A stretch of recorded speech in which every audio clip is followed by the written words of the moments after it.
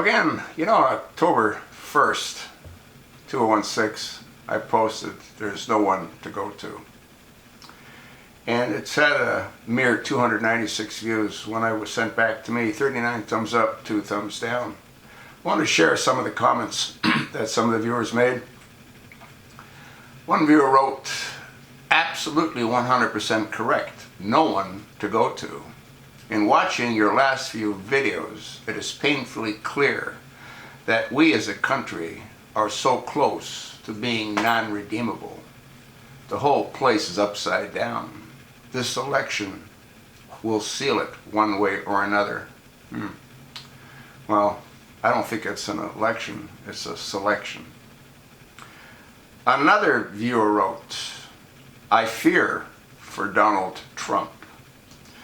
The chances that he might have a, quote, ambassador hotel and a, quote, experience seems more likely."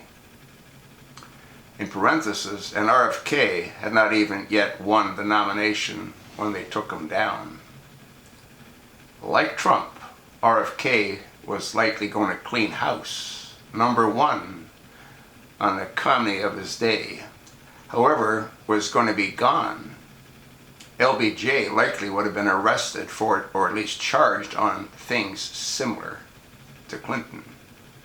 And CIA also would have had its house cleaned out, maybe even replaced, especially if that's what it took to get all the records on the JFK murder, which would have been RFK's first order of business, along with getting out of Vietnam before 1970.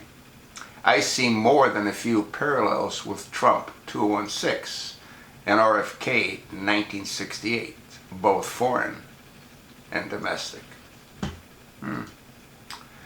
Another viewer wrote, "Yep. Throughout history, political assassinations are pretty much commonplace. Many of the Roman emperors were victims of political hits. In fact, only a handful of them died of natural causes. The presidency is for all the marbles. A lot is on the line. You had better believe that the power brokers will do anything to ensure their power. I'm only surprised they allowed Trump to get this far.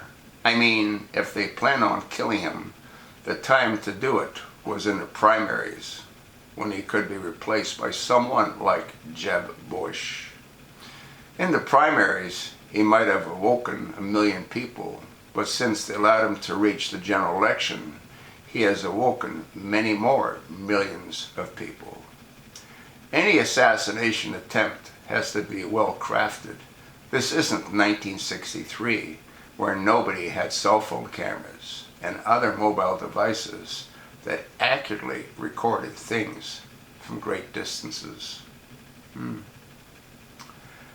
Another viewer wrote, "Obama has spent the last 8 years purging his government of every bit of people who could order rule of law against his actions.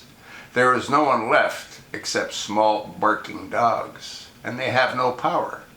People like Trey Gowdy, Chuck Grassley, Louis Gohmert, and a small handful of other people. All of them are small barking dogs. They will be gone soon, and once Hillary becomes president, everything we despise now in terms of corruption will become 1,000 times worse. The only countries that are safe to flee to are Russia and China, believe it or not. I wonder how many people are away of BRICS, Brazil, Russia, India, China, and South Africa. It's an association of countries that are the ones who have been thrown away by the globalists. Their economies have been shunned and destroyed, which is why they have been banded together. They are the countries that chose not to jump on the globalist wagon. This is why the United States will go to war with them. This is why Russia is trying to get Ukraine back from the globalist takeover. Ukraine is highly sought after country in terms of natural resources.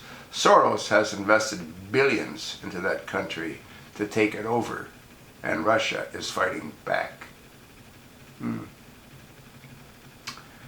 Another viewer wrote, Gabe, did we lose our internet rights? Did Obama already seal the deal and turn the internet right over to the UN globalists? You know, I don't know, but I think there's a real good chance that it's underway.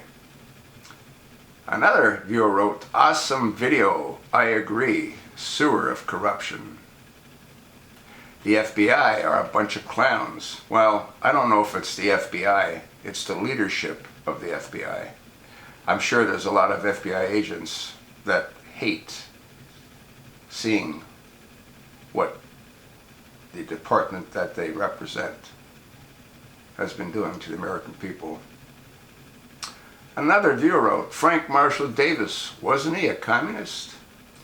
Well, actually he was a communist, and he was on a communist watch list. That's why they had to find another patsy. Frank Marshall Davis couldn't have been proven to have been Barack Hussein Obama's sperm donor. It never would have worked. They found Obama Sr. perfect. They knew Ann Dunham was knocked up by a black man. That was Frankie. And you know, a little bit of DNA, but you can't trust the lab that'll do the DNA. They're all in the bag.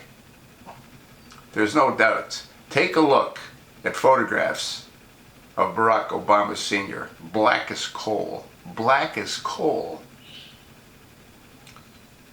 Skin perfectly smooth and clear. Not a blemish on it. Take a look at Frankie's face. And take a look at Barack Obama's face. All those skin tags, scars, you can see where he's had them removed.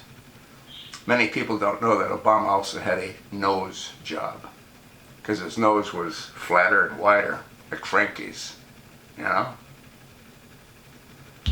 You know who else has that nose? That same nose? Elijah Cummings. Yeah, he has the same kind of nose that Frank had and Obama had before Obama had a nose job. Anyway, I want to thank the viewers for taking the time to write what they did. I hope you folks take the time to listen to what was written to me. Thanks for listening. If you like it, pass it along. If you don't like it, you're on the wrong channel.